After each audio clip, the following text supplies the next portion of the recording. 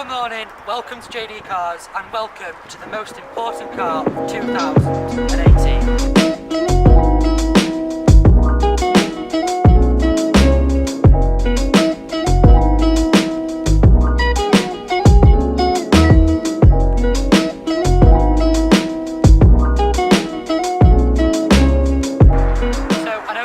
The most important car of next year is quite a bold statement considering the calibre of cars that we'll get next year. I mean, we've got the Huracan Performante, Chiron, even Ford's very own GT, but this thing has something that none of those will have, and that's the fact that this is affordable and this sells. I mean, the predecessor to this, the Mark 7, sold over 59,000 units alone in the UK, and compare that to its closest rival, which was the Focus, at around 40,000 units.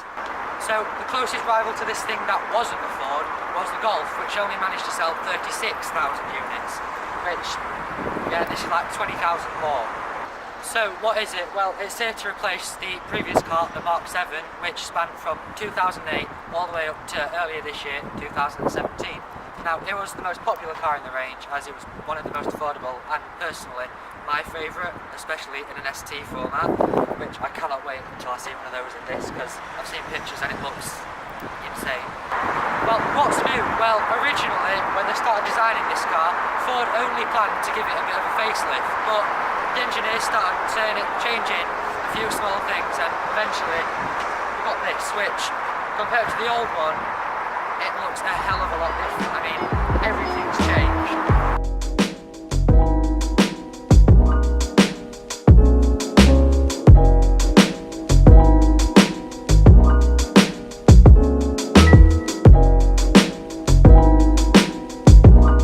So, what has changed? Well, as you can see, we've got a more revised front end. It's still very unmistakably a Fiesta, but it's a lot more sharper and a lot more up to date. I mean, these lights are fairly new, had a bit of a redesign, they're a bit longer I think, and then this down here is, well, it was on the old car but it's a different shape now, as on the old one it was a circle and now it's more angular. Got the new front ends, again, the grille is still relatively the same, it's actually a bit lower this time, and a bit sort of thinner and a lot longer, which I actually prefer, and it's a happy looking car this, isn't it? I mean, then come round to the side, we've got new wheels. I mean, there is a variety of wheels I think you can get. I mean, I don't know which ones these are, but I do actually quite like them, and if you compare that to what was on the old car, see, they're nice wheels but they did need a bit up to date, and as you can clearly tell with this thing, they've done that. So obviously this is the 5-door variant of the car. Ford will sell you a 3-door, which is the one I'd go for because I think it looks a lot nicer, but this one is a lot more practical.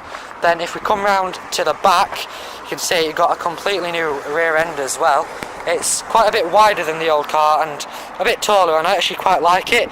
I mean, you've got some new rear tail lights and new lights down here, and it's a lot more angular this time, and it's just a lot more sharper. And if we come into the boot, there we go, found the button. See, it's still relatively the same size. I mean, it's not the biggest boot in the world, but it will do everything you want it to do. I mean, you can put your shopping in there and got plenty of space for other stuff in there as well. And as you can see, these seats do fold. Well, whether they fold flat, I don't know. I haven't tested that yet. I will do in a bit. But then, close that. If we come to the interior, this is where everything changes, and I'm absolutely in love with this. So I've already had a bit of play about on that. Oh crap, what's that doing? Yeah, so I'll come to that in a minute, but what I wanted to show you is... Now let's talk about this. So in the old one, it was sort of a bit of a bump up on the dashboard here with quite a small screen and sort of not the best system in the world, but that thing was made in 2008, so technology moved on since then, and I can happily report that this is a hell of a lot better. I mean, I'm not usually a fan of this tablet-like thing, what they've got on, but this really works. I mean, it's a lot better than BMW, for example. I don't really like that one, but this is really nice. I mean, we've got audio. I'm not going to show you all the music because I don't want to get a copyright strike, but we've got phone there. I mean, you can pay phone, connect to Samsung Galaxy, which is good because I've got one of those, and someone else is already connected. Let's not show you that. And then yeah, we can connect Bluetooth for audio. This car actually does come with a Bang & Olufsen or B&O speaker system, which Audi use that as in all of their range, I'm sure you probably know, and it is a really great sound system. Now this car doesn't have it, and I will try and find one that does, because I don't want to test it out because it's actually a really good system and I've never actually heard it. But yeah, and then if we come back to this, we've got a new, well, all of this is completely new. I mean, what this cost Ford, I don't know, but I mean, we've got all the sound stuff there. That's, I'm not going to play too much. We've got radio, mobile, jet. Oh, we've got apps. What apps have we got? Alright, it can basically whatever app's on your phone, it comes up onto here. We've got Bluetooth, phone, I've already done that. Emergency assistance, I guess that means it calls emergency services. This thing's got Wi-Fi. Right, that's, I didn't know that, that's pretty good.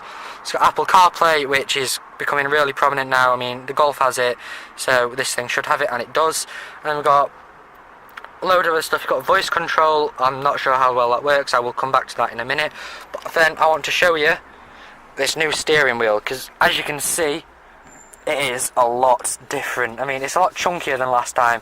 Still relatively the same shape. I mean, it's a steering wheel, so it's not going to change much, but a lot nicer material, and again, it's a lot thicker. And then if we come on to this is new.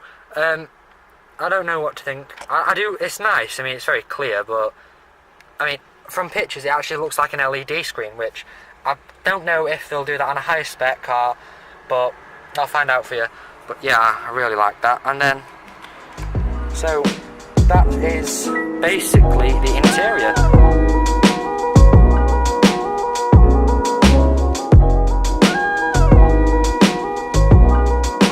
Right, now let's talk about prices. Now, the standard car with nothing on it, that's just the style, that is about £12,000, which does sound like a lot of money, but for a brand new car, that's really good. And then we've got this, the titaniums. These are about 14,000 to 15,000. Now, I spec'd one up on the configurator yesterday, and I put quite a few options on it, and that was only 16 grand for a brand new car.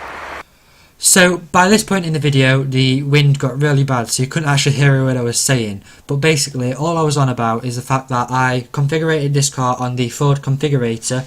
I had a titanium, which is the car shown in the video, and it came, with all the options I had on it, it came to about £16,000, which is just a grand over the standard car.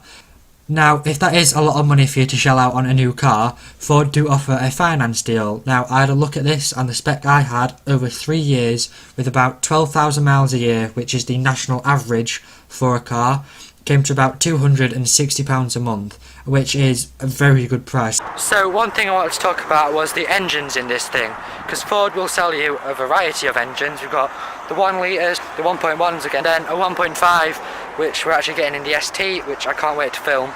So hopefully a video for that will come when we get those. But I was trying to talk about the 1 litre, because I'm actually not sure if this is the 1 litre, I presume it is.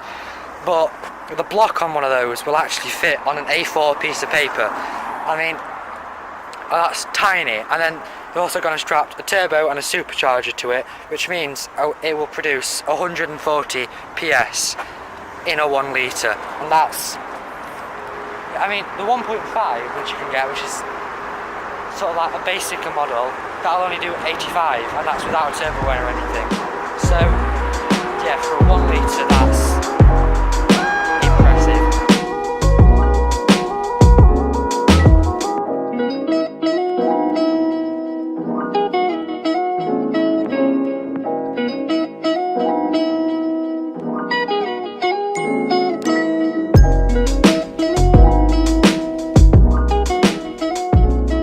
In conclusion then, the Fiesta is a great little car for the money and probably the best in its class. I mean, I'd take this over a Polo or a 500 any day because it just looks a hell of a lot better and there's way more tech on this than there is on one of those.